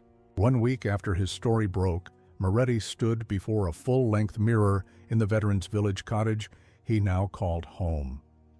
He adjusted the collar of his dress uniform, meticulously pressed for today's ceremony. When General Blackwood had suggested a formal recognition event, Moretti had initially resisted, but Torres and the team had convinced him of its strategic value for the foundation. It's not about you, Torres had explained. It's about visibility for the cause. A knock at the door interrupted his thoughts. Elizabeth entered, dressed in a formal navy blue suit, her expression softening when she saw her father in uniform. You look like I remember you, she said, from when I was little, before you deployed. Moretti nodded, acknowledging both the memory and the years that separated them from it. The uniform still fits. That's something. The car's here. Everyone's waiting. The ceremony was being held at the State Capitol building, a compromised location chosen to balance military tradition with public accessibility. As they drove through the city, Moretti noticed billboards advertising the event, honoring American heroes, a tribute to Staff Sergeant James Moretti and all veterans. This feels excessive, he muttered. Elizabeth squeezed his hand. It's almost over. After today, the media circus moves on, and we can focus on the real work. The real work had already begun. In the week since his benefits had been resolved, the hastily formed Mountain Shadow Foundation had secured its nonprofit status, established an office at Veterans Village, and identified 50 high-priority cases of veterans in immediate need. Using Moretti's story as leverage, they had expedited interventions for 12 homeless veterans, securing housing and benefits in days rather than months. Governor Howard called this morning, Elizabeth said as they approached the Capitol. The state legislature approved the emergency funding package for veterans services. $10 million, with $1 million earmarked specifically for Veterans Village expansion. Moretti nodded, acknowledging the tangible results already emerging from his unwanted fame. That was the bargain he had struck with himself to endure. The public attention if it translated to concrete help for others who had served. The Capitol Plaza was filled with people when they arrived. Military personnel in dress uniforms, government officials, media, and hundreds of ordinary citizens, waving small American flags. A special seating area near the podium held the residents of New Hope Shelter, transported by buses provided by the governor's office. As Moretti emerged from the car, a military band began playing. The crowd's conversations hushed, then erupted. In applause, Captain Reed approached, saluting crisply. "Sergeant Moretti, if you'll follow me, sir." They were led to a staging area inside the Capitol building where General Blackwood waited with Governors Howard, Martinez, and Bennett along, with several high-ranking military officials. "James," Blackwood greeted him warmly. "Ready for this?" "As I'll ever be," Moretti replied. "Just remember," the general said quietly, "this ceremony may focus on you, but it honors all who served, especially those who never received proper recognition." This perspective made the upcoming spectacle more tolerable. Moretti nodded his understanding. The ceremony began with military precision. The presentation of colors, the national anthem, remarks from dignitaries. Governor Howard spoke first, recounting his personal experience of being rescued during Operation Mountain Shadow. his voice occasionally breaking with emotion. "The man we honor today never sought recognition," Howard concluded. Indeed, he actively avoided it. But sometimes recognition finds those who deserve it most. The Secretary of Veterans Affairs spoke next, announcing policy changes directly inspired by Moretti's case, dedicated rapid response teams for homeless veterans, streamlined benefits processing, enhanced coordination between federal and state agencies. These changes come too late for Sergeant Moretti, the Secretary acknowledged. But because of him, they come in time for thousands of others. Throughout these speeches, Moretti maintained the stoic expression that had served him well throughout. His military career revealing nothing of his inner thoughts. Elizabeth, seated beside him on the stage, occasionally glanced at her father, reading the subtle signs of his discomfort with the attention. Finally, it was time for the medal presentation. Though Moretti had already received the Silver Star years earlier, this ceremony would include several state honors and a special congressional recognition. General Blackwood approached the podium. Staff Sergeant James Moretti's service record speaks for itself. 3 combat tours, 14 commendations, the Silver Star, multiple Purple Hearts. But perhaps his greatest service has been unintentional, bringing national attention to the struggles facing our veterans. Moretti was called forward. As he stood at attention, various medals and certificates were presented.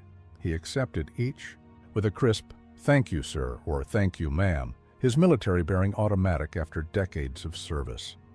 When the formal presentations concluded, Moretti was invited to speak. He approached the podium reluctantly, adjusting the microphone. "I'm not comfortable in the spotlight," he began, his voice steady despite his discomfort. "Throughout my military career, I was taught that the mission comes before the individual. That remains true today." He paused, surveying the crowd, noting the veterans scattered throughout, some in uniform, others identifiable by their bearing or the caps and jackets denoting their service. "The attention my story has received is disproportionate. There are men and women who served with distinction, who sacrificed far more than I did, who now struggle without recognition or support. My presence here today honors them." Moretti gestured toward the New Hope residence. "In that shelter are veterans whose stories deserve the same attention mine has received. The difference is not in our service or our sacrifice, but in the visibility of our struggles." He turned to face the row of governors and officials. "The true test of today's ceremony isn't the medals or the speeches. It's what happens tomorrow and the day after, when the cameras are gone and the hard work of supporting our veterans continues." As he stepped away from the podium, the applause was thunderous. But Moretti's attention was fixed on the shelter residents, on Pete and Walter and the others who had known him before he became a symbol. In their faces, he saw understanding and respect, the recognition of one veteran for another. That, more than any medal or certificate, felt like genuine honor. 6 months later, Moretti stood on the porch of his cottage at Veterans Village, watching the morning fog lift from the expanded community. Where once 30 units had housed struggling veterans, now 52 homes formed a thriving neighborhood. Construction was underway for a new community center, medical clinic, and vocational training facility. The media circus had long since moved on to other stories, other sensations. Occasionally, reporters still called, seeking updates or human interest angles, but the intense spotlight had mercifully faded. What remained was the work, steady, challenging, rewarding work.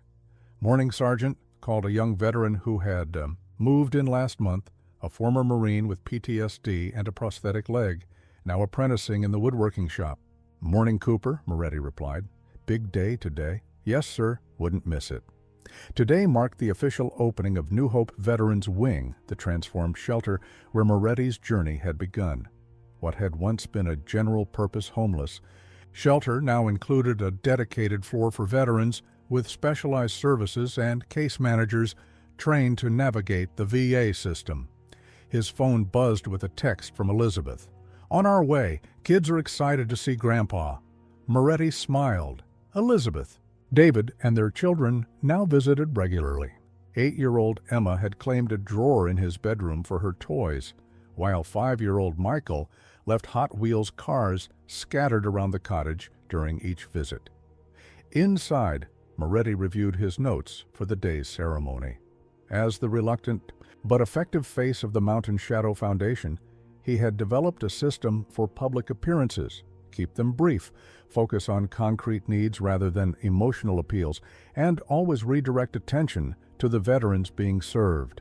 The foundation had grown beyond anyone's expectations. What had begun as a small team of former Special Forces operators was now a functioning nonprofit with staff, volunteers, and partnerships across multiple states. They had secured funding from private donors, corporations, and government grants, all channeled directly into veteran support services. Most satisfying had been the individual successes. Kevin Larson, the young man who had stolen Moretti's $20, was now 6 months sober and working as an assistant at the foundation office. Pete and Walter from New Hope had both transitioned to Veterans Village, with Walter now serving as a peer counselor for newly arrived residents. A knock at the door announced Torres, who entered without waiting for a response, a privilege of their decades-long friendship. "Transportation's here," he said. "The team's already at the shelter, setting up." The team had expanded beyond their original Special Forces unit to include a network of veterans and supporters working together with military efficiency toward their shared mission. During the drive to the shelter, Torres updated Moretti on the latest foundation projects: a new Veterans Village breaking ground in Colorado, a pilot program for expedited benefits processing being tested in 3 states, a partnership with major employers to create veteran hiring initiatives. "Governor Howard called this morning," Torres added. The state legislature approved additional funding for the Rural Outreach Program. Moretti nodded, still somewhat uncomfortable with how easily doors opened when his name was attached to requests. He had learned to use this influence strategically, focusing on sustainable programs rather than quick fixes or publicity opportunities. The New Hope shelter looked markedly different from when Moretti had lived there. The exterior had been freshly painted, the sign updated to include Veteran Services Center beneath the original name. Inside, the once shabby common area featured new furniture, computers for resident use, and informational displays about available resources. Nancy greeted them at the entrance.